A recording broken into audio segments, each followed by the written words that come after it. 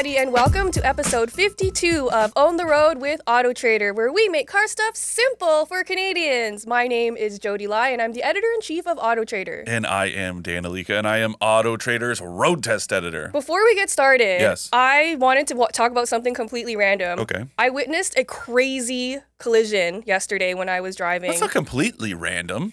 This is an automotive podcast, after all. I mean, it has nothing to do with our topic. Well, but it has to do with That's road true. safety, and that's always a topic. We've talked about randomer things before on the show. Is randomer a word? It is now. More random? Randomer? Wow. All right, let's The go. Sorry, randomest. I've taken you off, Well, that's off topic random. here.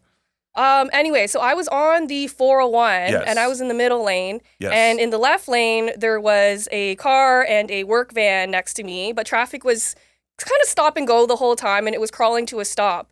And at the corner of my eye, I see this work van just charging forward. And I'm like, oh God, he's going to hit him. He's going to hit him. And of course, what happens? Smash!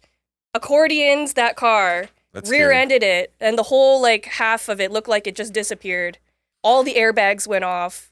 Were and they okay? It happened right next to me, and the crunch was so scary to me. It's a scary so when I worked at Subaru, we brought some media to the IIHS, the Insurance Institute for Highway Safety, which, for those of you who don't know, it's a not-for-profit that's funded by the insurance industry that does crash testing, and that's why you see those top safety pick and top safety pick plus awards. And we had an opportunity to go down and witness crash testing for the Ascent. I mean, that's a really bold move on Subaru, but very cool. It was cool, but that sound, especially in that environment, I mean, I've heard and you know it's coming. Exactly. And it's still scary. Yeah, it's crazy. So, yeah, that's scary I was stuff. shook. Yeah. This happened right next to me, and I was so shook. Was the person okay? They got out. I saw them getting out of the car. Okay. They got out really fast, and a couple other people had pulled over to help them, so I didn't stop. But it was like, wow. Yeah, that's crazy. I was so shook on the rest of my way home. I was so eagle-eyed for everyone around me. And just a reminder, this happens when people aren't paying attention, Exactly. right? So you have to pay attention. People forget that they are piloting 2-ton projectiles. I and I hate to speculate, obviously, who knows what happened in that circumstance, but in a collision like that, more often than not, it's like texting, even changing the radio station, doing whatever, anything but looking at the road ahead. And of all times that you should be paying attention to what's going on in front of your vehicle is when traffic is stop and go. I mean, realistically, you should do it all the time, but we're all guilty of, you reach down to Of course. pick up your drink, to change the radio station, whatever, adjust the volume. Don't ever touch your phone. I don't even it doesn't matter if you're in a old work van that doesn't have Apple CarPlay. The ones that drive me nuts though are the people that you see driving around in a vehicle that you and I know from experience 100% at minimum has Bluetooth. Right. But probably has Apple CarPlay and Android Auto, and yet people are still on their phones. And I'm like, come on, man. The whole reason this technology exists is so that you don't have your phone in your hand. Yeah, but people are addicted to TikTok and Instagram. They got to be watching that stuff at all times, which is so it drives bad. Me nuts. So Anyways, let's get to the matter at hand. Today, we are talking about automotive glow-ups and blow-ups. So we didn't actually know what was the opposite of a glow-up, so we just made up blow-up. Yeah, I think it works. And so in terms of car design, things typically get better. Yeah. Sometimes they get worse. So much so that you want to blow them up. Exactly. Hence blow-ups. So it makes a lot of sense. So Dan and I today are going to be going through a whole bunch of recent glow-ups. We're only going to be talking about current models that you can buy today. Yeah, there's so many throughout automotive history. There's too many. We'd have a 30-hour podcast. But this is just, like Jodi said, very recent. Some of them as recent as, just, I guess, last month now at the New York Auto Show that they made their debuts, which is kind of cool. So these are very fresh and very cool. That's not the only reason we picked them, and you'll hear and see some of them are a little bit older, but current generation, or more specifically current model year. Yeah, and I often think that we agree on most things. Yes. Style is usually not one of those things. For some reason, we butt heads a lot on our opinions regarding different style. But I do think that style is such an important deciding factor for a lot of people when they're buying their Yeah, cars. for sure. I think a lot of people buy their cars based on what they look like. And so that's why this kind of stuff is so important. Yeah. But it's funny like that people do that, but then like they convince themselves of what is stylish. That Yeah. part is really, I mean, there are some very practical decisions out there, obviously. But yeah, there are cars that you're like, well, it's not that it's like ugly, but you're like, well, it could be more stylish, but people are like, no way, this thing is like so hot. And it's like, not really. I mean, a Tesla in general, they all look the same. Yeah. It's like a worn down bar of soap. Well, I feel like a lot of electric vehicles look like that. Like Sure. the Mercedes, all the Mercedes electric vehicles, Yeah. I hate how they look right now. But at least they're designed for a purpose. It's But I don't. aerodynamics. Yeah, but I don't think like most Tesla owners wouldn't be. It's like that guy that commented on the whatever five things you should know before buying an EV. No, it was the do you need all-wheel drive in an Oh. EV? And some guy commented like, "Ha, nobody buys an EV because of range and efficiency." And it's like, dude, Literally everybody. yeah, like just certain stereotypes. It's like BMW drivers and no signals, and Tesla owners, playing this weird like, I'm cooler than you card that is never really the case. Anyways, Anyway, let's get started. Yes. So the Toyota Prius yeah, got a lot of attention in its most recent generation because Yeah. it got a complete overhaul. And previously, it was, it's always been well known for being reliable, being super efficient. This is what it looks like now. And It's for those so of you good. listening, this might be a good opportunity to head over to our YouTube channel and watch the episode there so you can see examples of some of the cars we're talking about. But yeah, the new Toyota Prius looks so good. It does, and this is one that's objectively stylish. Maybe I'll go out on a limb here and say that I think it gets more credit than it's due because of where it's coming from. Because the previous one was so ugly that this thing is like, wow. I mean, look at that. at it. Oh my God. Okay, so we were talking earlier about how this Toyota Prius design aged terribly. Yeah. Even worse than the one that came before it. Yeah, it's so like I just don't understand. I get again that aerodynamics is the reason it looks like this, low coefficient of drag and all that stuff, but like it is just ugly. It's too fussy. There's too many random decisions, very arbitrary design language. And from the back, it looks even worse. We don't have a picture of it from the back, but it had these like weird zigzag. See, that's the funny. Well, that's not. Wait, are you the talking about? taillights? Oh, Is yeah. that the previous one? No, Or the- there's two. So there's the Prius and the Prius Prime. Right. I thought you were talking about the glass because the Oh, back 'cause it's glass got a is bump. wavy, Yeah. which I actually like. That's only on the Prius Prime, so the plug-in hybrid. But yeah, like it's interesting to see. And yesterday, when I was returning the RAV4 that I was driving, there was a 2024 Camry at Toyota 25, whatever the new Camry Cool. was at Toyota's head office. It looks from the front, it looks exactly like a Prius. Interesting. When I was approaching it, I thought, because I came out of the building and I was like staring at it head on, and I at first glance was like, oh, I didn't know that color Prius was on the fleet, and I was like, wait a minute. I looked at the rest of it. I was like, oh, that's a Camry, which I think is smart to see Toyota go back to a bit more of a universal design language. Yeah, like a family resemblance kind of thing. Yeah, because it kind of got away from that a little bit. Like Yeah. you could see some similarities across the different models, but not enough in my opinion. Toyota went really crazy. So at first they were kind of boring, they were famously very conservative designs. And then all of a sudden they went nuts, like crazy. And then now they're kind of mellowing back out so that it's stylish, but not so Those headlights objectively are just terrible. like, it's cool. And it's cool to see it on the Camry as well as Absolutely. And when I was driving the Prius, I had a yellow one just like this one, and people stopped me everywhere. They were like, Yeah. what is that? Yeah. Like, whoa, that's a Prius? So it got a lot of attention, a lot of positive attention. And I think that now that it looks like this, I think it's going to get a lot more people into the Prius who otherwise wouldn't have considered it because it used to be so ugly. I don't necessarily agree because I think the Prius is so polarizing, like as a vehicle. I think like its reputation in the early days really dogged it, and still like, it's just got that bad rap in some people's eyes. Because I don't know, to me, like if you want an efficient car, you're you're gonna like if you care about efficiency, that's prioritized generally speaking. Right, and you don't really care about style anyway. Yeah, so I don't think it's gonna convince more people, but I think it's gonna make like less people embarrassed to have one, in traffic or parked in their driveway, because that is a big factor. Yeah, that makes sense. Anyway, love the new Prius, so congrats Toyota on this really successful design. Now, this new one that we're going to talk about is like hot off the press. This vehicle has just debuted. It debuted at the New York Auto Show. It was honestly a big surprise for me. So we're talking about the new Nissan Kicks. And previously, this is what it looks like now. Like, that looks so cool. What a huge departure from what it used to look like. Yeah. It was super frumpy before. I think this is now Nissan's like most affordable model. And for it to look like that looks expensive to me. It does for sure.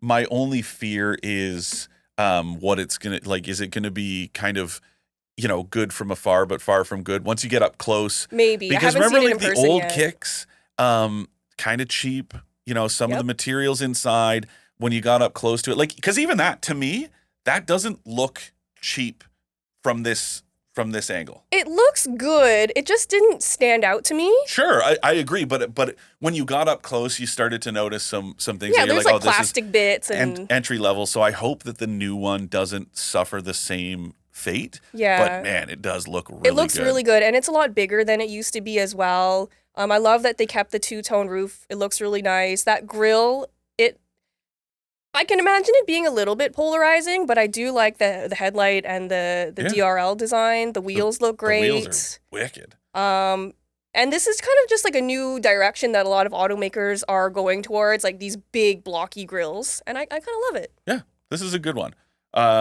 Next on the list is even bigger. Speaking of big blocky grills. Yes, this is huge. This is the Infiniti QX80. It also just debuted at the New York Auto Show, so this is also hot off the presses. This is a very evolutionary design. It is completely different from what it used to look like. What? No, you think this looks... This is an evolution. Evolutionary. Look at how different it is. Jodi, I think we need to get you to the optometrist right after this. Maybe. Look at that. That is 100%, like, you can clearly see the relation between the two. Okay, I could, but yeah, that's true. That's true. That is... But it does look so much better. It's 100%, but I'm saying, like, the Kicks is completely revolutionary. Right. This thing is very evolutionary. This is like you can trace the lineage from one to the next. And if we go back even one, this is like a after refresh model. Yeah. The one before this that looked like a whale. Yeah. Do you remember that one? God, I'm glad it's gone. Like the Armada was the same, the Nissan Armada, which is like the mainstream. It was hideous. Sibling. And the QX80 is Infiniti's like flagship SUV, so it has to look really good.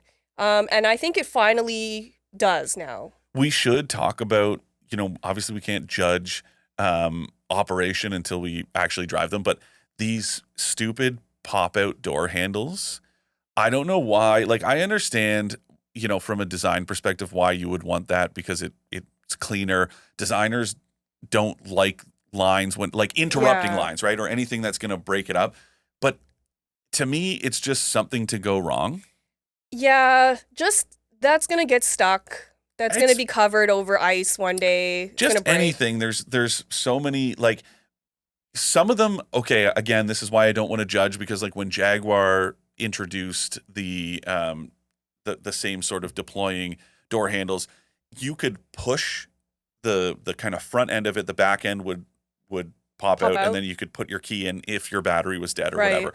So I don't know how this one works, but it's just concerning to me that so many of the, like the Kia EV9 and the EV6, for example, you can't. Oh no, the EV6 you can't, but the EV9. I mean, even when I drove the Polestar 1, it had these flush door handles, and it didn't work. And they made me crawl in through the passenger side to get in to drive the car. And this is a 6-figure car. So I think they just wanted to embarrass you. I mean, I looked pretty stupid. So mission accomplished. Great success.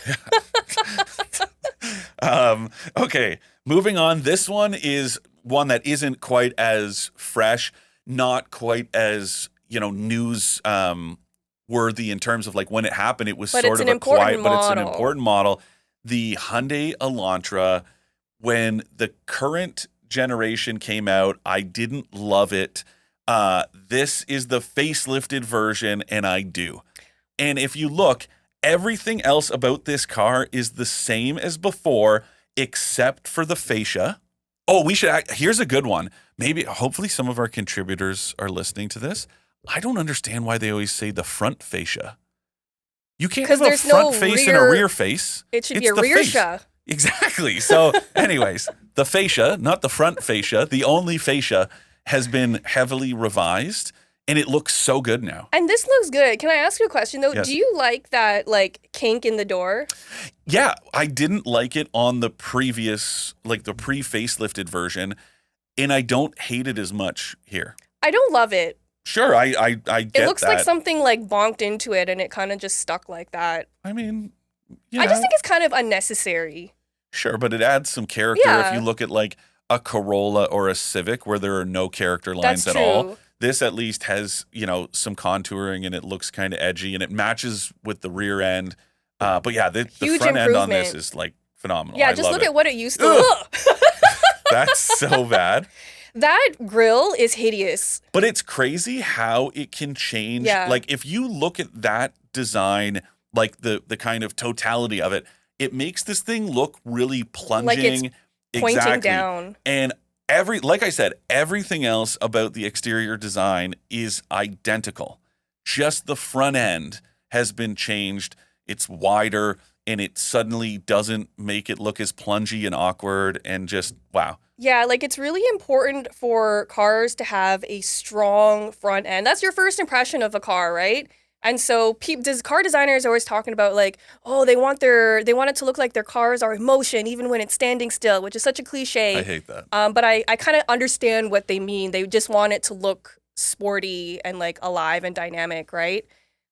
This one was a big fail for me. Yeah, it always looked it's like not aggressive enough, a little bit catfishy like the old Sonata, which is a good segue Right. into another one of these glow ups that we have, right? So Hyundai, we're going to talk about another Hyundai next. Yeah. And Hyundai has actually been killing it in terms of design. Part of this is because they had kind of poached a lot of people from the German brands, which I think is interesting. So this is my hot take. I agree, but I think it's the young designers more than the old 100%, guys. yeah. And it's nothing. I think it's when you against the old combine guys. that experience with the fresh ideas together. I think that's a great combination. I like their when you talk to these guys, they have sort of good. There's good working relationships with all of the design centers within the Hyundai Motor Group, but they also have kind of a little bit of competitive spirit from one to the next. So there's a design center in Korea, obviously. There's one in Europe and there's one in California. And they will have sort of, a little friendly competition to between the different studios? yeah, Oh, to that's see fun. kind of who's design. And then once they sort of hammer it out, like, okay, this is the one we're going with, then they'll assign a certain area. Or sometimes it's predetermined. New York is going to, or California, sorry, is going to do this design because it's a North American model and it makes more sense.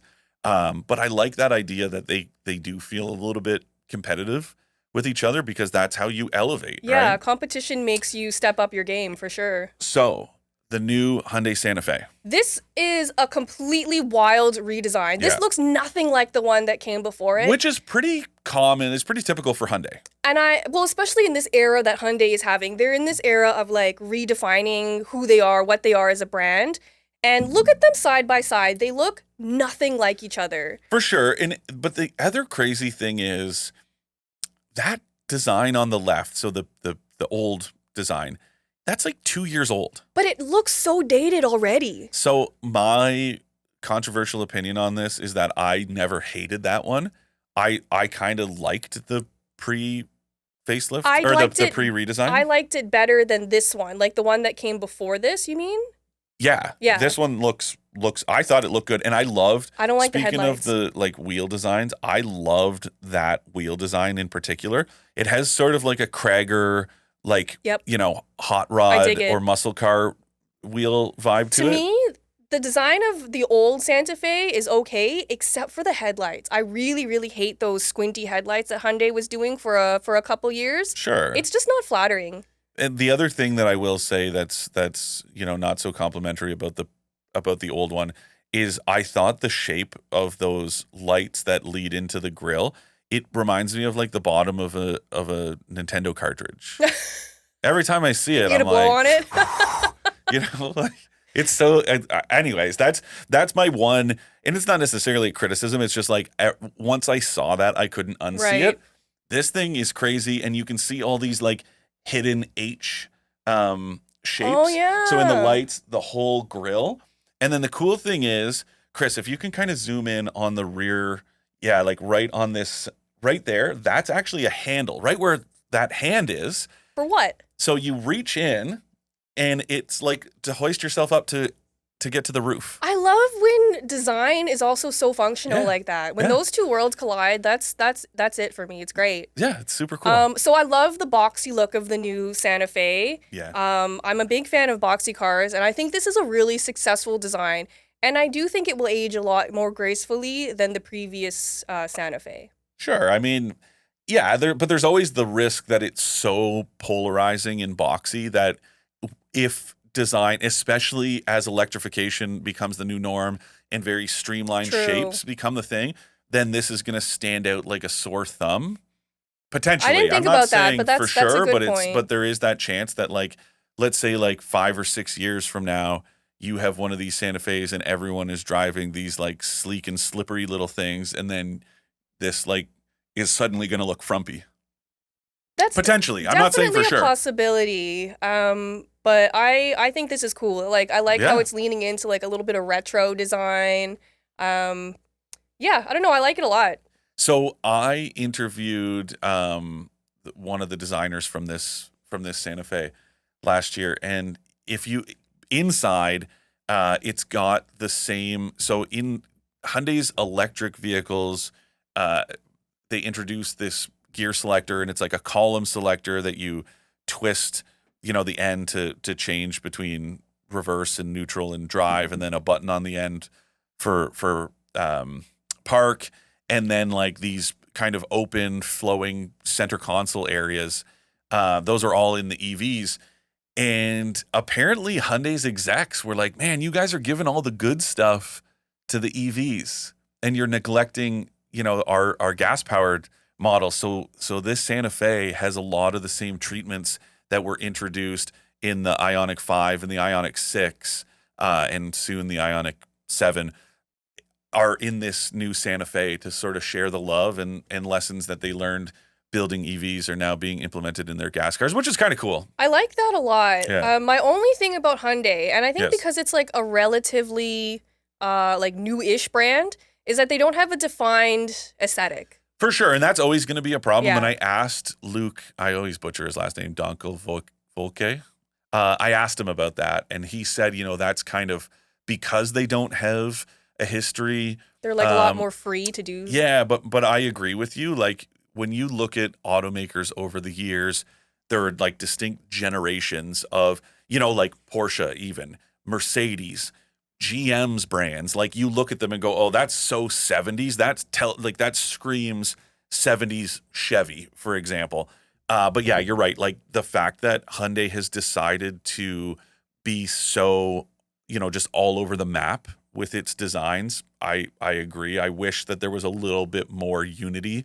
Yeah, like if you covered up that badge and I'd never seen this before, I would know who that came from. No. Yeah. and then the other thing, again, like you said, no rear view of it. The same treatment in the lights, that little H thing. But the Cool. unfortunate part is they're so low. The tail, like the brake lights are so low down. And I don't understand. This is something that Hyundai in particular has been doing a lot lately. If you look at, the Tucson, for example, the tail lights are on the bumper and the running lights are up high. And my thing is like, that defies modern logic. Vehicles are getting bigger. Ride heights are getting taller because cars are going away and we're driving more SUVs. So when people pull up too close, inevitably tailgate you or get too close at a light or whatever, you can't see those lights. They're completely obstructed by the front end of your vehicle. So I wish Hyundai would take care of that and Move everything up a Yeah. little. yeah. But again, and this is like the door handle thing, right? There's sometimes I think designers are given too much you know, too much control over decisions Right. that somebody needs to. I'm not saying like, you know, we should put the bean counters in charge again. Like I'm glad to see brands that have moved away from that, but somebody with some sense needs to step in and be like, guys, this doesn't work, like practically speaking. Oh, there are a ton of questionable decisions made in design where something like practicality or safety was sacrificed just for style, and I don't think that should ever happen. Like, there should be No. a way where all of that stuff can live together happily. Yeah. But anyways, this is a really cool design.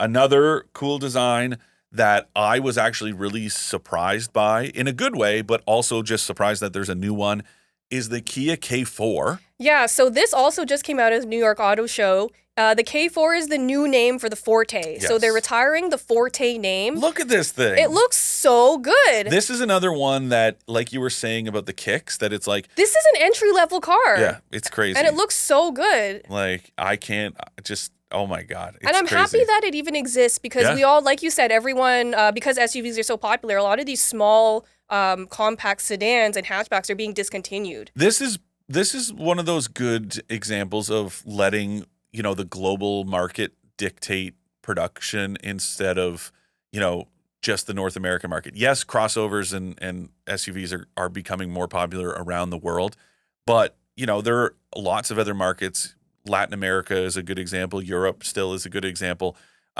where cars like sedans and hatchbacks are still a big deal. And I'm glad that Kia is taking that and going, okay, well, that means we're going to keep selling this in a market that, you know, is more favorable towards crossovers. Because, like, look at this thing. And this, I said this, I hate to take from my review like an idea that I already used, but I was talking about like the Mercedes GLS class versus the S class, so Right. the SUV versus the sedan, and I said like there's just something, there's that indefinable like, you know, coolness that comes with a sedan, the sleek shape and whatever, that an SUV cannot replace. For sure. And this is a prime example of it. Like there is no crossover that looks this good just naturally. Yeah, because you can't pull it off with the proportions, Yeah. right? Yeah, this looks great. Can't wait to drive it. Yeah. We're going to do one more glow up before we move to blow ups because Okay. we're running out of time. Oh, are we? I Oh, wanted to man. talk about the Chevrolet Traverse. Oh, this is huge. Literally and figuratively. Yeah, so this was never a SUV that stood out in my mind before, but it recently got overhauled. And this is what it looks like now. So It looks like a baby Tahoe. yeah, so they took a lot of the styling from the Tahoe and the Silverado Suburban, and they put it into this SUV format, and it looks great. Yeah, it's killer. And just to compare it with the old one, the old one was just so nondescript, Yeah, it was just very bland. very boring bland, and- yeah. not a single piece of interesting design on it. No, The new one looks aggressive. It looks really cool. It looks very outdoorsy. for sure. Outdoorsy. Great You job. love that. That's your go-to, like, because there's no catch-all term for like that, like when you don't want to say rugged per se. Yeah. You always say, "Oh, it's outdoorsy," It's and I'm like, I outdoorsy. understand what you're trying to say. Yeah. It's like if I had a kayak or something, like I would consider driving that, I you would know? love to see you try to do anything with a kayak. I've been kayaking before. Did you get 100%. hoisted into it? No, Did you? you must think I'm like a complete potato. in the outdoors. Yes. I can kayak and I quite enjoy kayaking actually. When was the last time you went? Last year. Wow. Yeah, because my parents have kayaks. Oh. Yeah. Wait a minute. If they belong to your parents, are they kayaks or are they layaks? That's Oh, that- good. I'm going to tell my dad that. He's going to really like that. Okay. Let's move on to some blow ups. Let's move on to some blow ups because we're running out of time. We have Yeah. fewer to go over this time, Yes. so we'll pick and choose which ones. You suggested this Subaru Ascent as a blow up.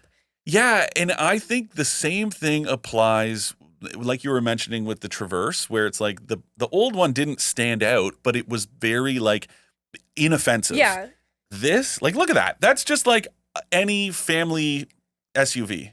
Like, Yeah, I don't hate the new one. I oh don't, my God, I look don't at hate this. The old one was just very bland. The new one, Look at that. little bit extra. Look like at that fascia. I Look don't at- hate it. Ugh, those headlights, the shape of them. Those headlights to me look like they're upside down. Like the edge, the the sharp edge should be up at the top as Yeah. opposed to this down. Oh, I don't know. I hate it. And then another one that I suggested that you weren't as, in agreement with, and I think might be controversial is the new Toyota Tacoma. Oh, yeah. I don't love it. The previous Tacoma I really loved because it was old, but it just aged. Yeah, it was timeless. It was so good. This is the new one. This is like the Tacoma you got on Wish. Is that still a meme? Yeah. Where it's like, the version or like the order, what you ordered and what you got. Yeah. Or like the mom, can we have a Tacoma? And then it's we have a Tacoma at home. This is the Tacoma at home. It's so bad. It's pretty ugly. There's too much going on in this front end. And we should talk about so this air dam is it's just about. It's ugly. It's about fuel. Well, yes, it's about being ugly, but it's about fuel or aerodynamic efficiency, right? Reduce the drag, and it makes it more efficient. That's why it exists. Surely it's easy to remove. On one hand, it's kind of cool because it's like an old NASCAR. I'm talking 70s, or like a Can-Am car. That part is kind of cool, but it's on a truck. And the first time you try to take the funny thing about this one in particular, having that is it's got the TRD off-road kit. So it's not the TRD Pro, but this is supposedly an off-road version of this truck. The first time you try to go down any trail, you're going to rip it right off. Yeah. Anyways, it's poorly executed. What's with the trailing arm? Because it's elevated ride height. That's why the air dam exists. Because all of that stuff is going to lead to aerodynamic drag. But the downside is, you shouldn't see that stuff. No. Anyway, ugly. Yeah. The other one, okay, so I did want to bring up. I did want to bring up a BMW. Yeah. We're going to talk about the 7 Series. Oh, this is not the one I thought you wanted to bring up. Oh no, there's another one that we can do. But this is the new 7 Series, and it is hideous. And it's such a shame because I've driven the new 7 Series, and it's a fabulous sedan. Loved driving it. Mm-hmm. The interior was beautiful. Loved the way it drove. But, I can't look at that. That is so ugly. Wait, do you think, as you said earlier about how Hyundai, took some European designers, do you think they took any from BMW, and as a trade, they went, okay, you take our old headlight style, and we'll get your designers, and then they laughed and said, now you suckers are stuck. I don't understand, what's going on between the grill and BMW going, yes, we have this timeless grill. Let's butcher it. And then when people go, ew, that's ugly, they go, let's make it ugly. Yeah, hold my beer. Yeah. I hate this design. I can't. It's just so hideous to me. It doesn't say luxury. How is it that a Kia K4 can look more luxurious than this? And I also don't, especially on the 7 Series, I don't love the door handles, the way they're just pockets. They're little buttons on the inside. Trigger. Yeah, but it's to me, this is one of those things that I thought a designer would be like, no way in hell are you breaking up the design with these holes. It's just a hole. It looks like a mail slot. Get out of here, right? Yeah. And just to show you what a downgrade this was, let's look at the previous 7 Series. Look at that. Look at how nice that looks. It's so good. This was a boss car. The 7 Series was a boss sedan. Look at that. That looks great. Yeah, I like it. What a disaster it turned into.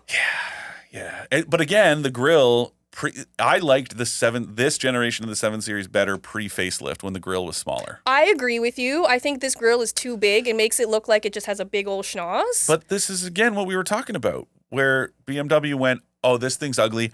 It was panned for these terrible grills. Yeah. So then with the new one, instead of going, oh, guys, we upset people, let's tone it down, we went, no, let's make it worse. I'm excited for what BMW is doing in the near future, though, because they're bringing back a lot of their classic designs from the 60s, which I love. Anyway, I can't look at this anymore. Let's keep going. Let's do one more blow up, and then we'll move on to Ask an Expert. Okay. This one is really controversial. Okay. You told me that you actually thought the new Chevrolet Corvette was a downgrade from the previous generation. When they flipped over to the mid-engine layout, you didn't like it so much. And the funny thing about this is that I saw one today on the way into the studio, the previous, the C7, that one. And I was like, man, That's a good looking car. I chose the Grand Sport because I know that one is your favorite. When I drove that car, I was just like, that was a peak moment for me. This is a beautiful car to me, and this says Corvette. Like Yeah. I really liked this design. Look at it. Perhaps the only thing I didn't like about it was the rear end. There had some questionable design choices, I liked but from the front it looked great. So when they flipped over to the mid-engine layout, that obviously has to change fundamentally everything about the design, right? So they did this so that they could better compete with, whatever, McLarens, Ferraris, this and that. Yeah. It was all about extracting more performance out of it. I don't hate it, but you don't like it. I don't. It's not that I hate it. It's just like you said, this is like timeless Corvette. And I understand, obviously, why the proportions are different now because there's no longer an engine in the front. So it doesn't need this big, long front end. But that, to me, was like the beauty and the charm of every Corvette ever had the same look. Like, yes, of course, the generations were very distinct, but every single one of them, the proportions were the same. And that silhouette, that long hood, short deck. Yeah, and now it's different, and it's just like, I think it's a blow up, personally. Wow, that's controversial. I think we're going to get some angry messages about this. And you know what? You can direct those angry messages to expert at I always forget. It's expert at trader.ca. That's right. The 53rd time, still not the charm. I don't know. We'll see what happens next episode. Before our Ask an Expert segment, here is a message from your friends at AutoTrader. Can't find a car at your ideal price point? AutoTrader is the answer. Car prices are dropping across Canada, and AutoTrader has got you covered with hundreds of thousands of cars for you to choose from. Use our price badges to find a great deal at a great price today. Visit AutoTrader for more. Today's Ask an Expert comes from Gordon. Hi, Dan. I read your article on the Volvo all-wheel drive versus rear-wheel drive, and I found it informative. My question relates to another part of the trial that was observed, and that was the observed range of the vehicles during your test. Was the extended range version severely limited due to colder weather? I'm really looking at the rear-wheel drive model, as you said, and the projected range is about 470 kilometers. I'm looking to buy an EV in the near future, and I'm interested in what kind of mileage I could expect. I remember the good old days when you could take the projected mileage and knock 10% right off the bat. I almost forgot to mention that I live on Vancouver Island, where our lows are not really terrible. So I think that is a great. First of all, thanks for the compliment. Thanks for the message and the interest. So I think that you will be fine with that rear wheel drive, extended range version. It's really hard for me to comment on the range specifically on this program because we were constantly swapping vehicles. So I never drove the same, specific unit more than let's say 50 or 60 kilometers. So even though, you could say, well, just track it across them. I don't know how the last person was driving that one. So, and then some days intentionally, when we were setting out, the state of charge was in the 60%.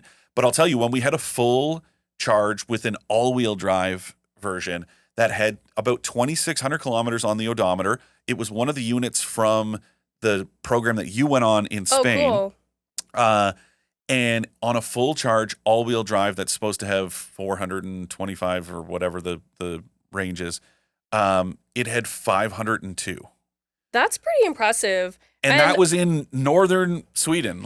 Yeah, and because Gordon lives on Vancouver Island, it never gets too cold there. So I wouldn't expect a drastic drop in range in the winter. No, I think stay tuned for once they arrive on the local fleet. No, it won't be a wintertime test, but Jodi or I will do a full road test and get a better sense of how it performs in real world conditions. But based on my experience in Sweden, I would be totally fine with the rear wheel drive if I were you, especially on Vancouver Island. Shout out Vancouver Island. Forbidden Bikes, my favorite bike brand, my trusty steed. It's that time of year I get to ride again. Oh, you must be so excited to get out there. You've been itching all winter. Forbidden Bikes, Cumberland, BC, great place. I love visiting Vancouver Island. Gordon, I think you will be more than happy with a rear wheel drive EX30.